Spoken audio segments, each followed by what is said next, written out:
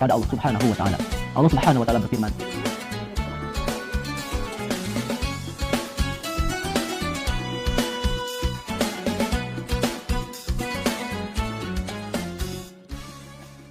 Bismillahirrahmanirrahim. Assalamualaikum warahmatullahi wabarakatuh. Alhamdulillah nahmaduhu wa nasta'inuhu wa nastaghfiruh. Wa na'udzu billahi min syururi anfusina wa min sayyiati a'malina may yahdihillahu fala mudhillalah wa may yudlil fala hadiyalah. Asyhadu an la ilaha illallah wa asyhadu anna Muhammadan abduhu wa rasuluh. Amma ba'du. Pertama-tama, marilah kita panjatkan puji dan syukur kehadirat Allah Subhanahu wa taala. Salawat dan salam juga marilah senantiasa kita sampaikan kepada Nabi Muhammad sallallahu alaihi wasallam, kepada keluarganya, sahabatnya, tabi'in dan tabi'atnya, dan semoga sampai kepada kita semua selaku umatnya. Amin ya rabbal alamin. Sahabat yang dirahmati Allah, Islam telah memerintahkan kepada para pengikutnya agar senantiasa memiliki sifat malu. Malu merupakan sikap menahan diri dari perbuatan buruk, kotor, tercela, dan hina. Sifat malu akan menjadikan akhlak seseorang menjadi lebih baik dan juga lebih tinggi derajatnya dibandingkan dengan orang yang tidak memiliki sifat malu. Sebab orang yang memiliki sifat malu, ketika ia akan melakukan segala sesuatu, pasti ia akan berhati-hati dan juga menjaganya agar terhindar dari perbuatan yang tidak diridhoi oleh Allah Subhanahu wa taala. Malu juga merupakan salah satu cabang daripada iman, sebagaimana disebutkan dalam sebuah hadis yang diriwayatkan oleh Imam Bukhari yang berbunyi, Al-haya'u syu'batun minal iman, artinya malu itu cabang daripada iman, hadis riwayat Bukhari. Disebutkan pula dalam sebuah hadis sahih yang menyebutkan bahwa malu dan iman merupakan dua hal yang tidak akan pernah dapat dipisahkan, selayaknya dua mata uang yang antara satu dengan yang lainnya saling menyempurnakan.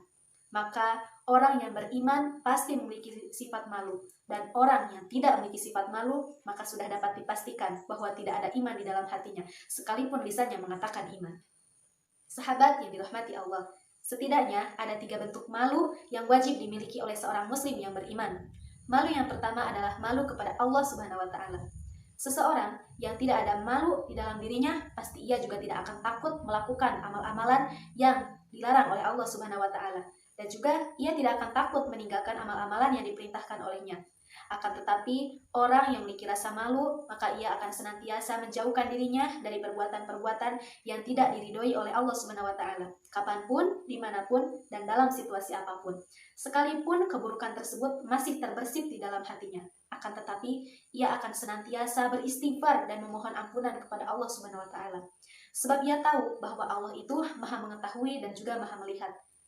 Dan juga Allah SWT selalu mengawasi segala sesuatu yang dilakukan oleh makhluknya. Bentuk malu yang kedua adalah malu kepada sesama manusia.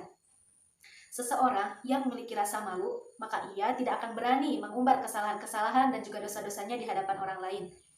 Bukan berarti ketika ia melakukan kesalahan ataupun dosa-dosa, itu akan dilakukan secara sembunyi-sembunyi.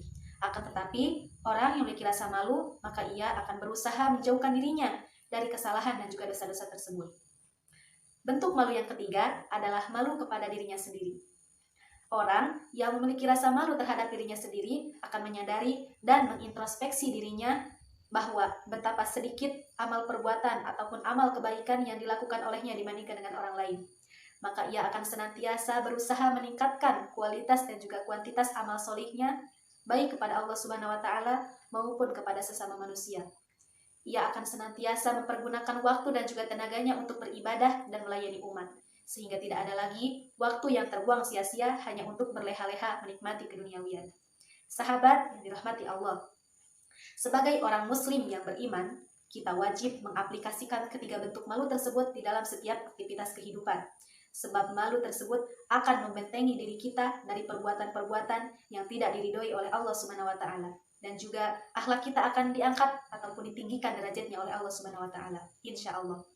Akan tetapi sebaliknya, orang yang tidak memiliki rasa malu, maka sedikit demi sedikit perilakunya akan terlihat semakin memburuk, lalu turun menjadi lebih buruk, turun lagi menjadi hina, lalu turun lagi menjadi lebih hina, hingga sampai kepada derajat yang lebih rendah.